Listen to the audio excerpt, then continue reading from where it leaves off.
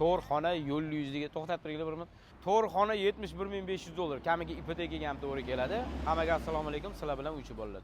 Sergeli do'stlik 2 da 9 qavatli uyimizni 7-qavati. Skladnoy planirovka uyimiz 105 kvadrat metr. Ichkarini ko'ramiz.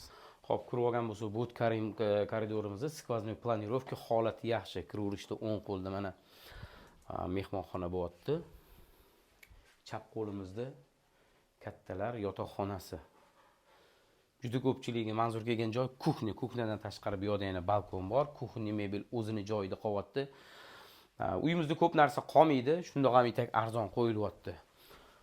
Xo'p, xonalar razdelniy va sanuzel razdelniy. Bu yerga e'tibor bermaymiz. To'rxona bo'lganligi uchun uncha ishlatilmaydigan xona.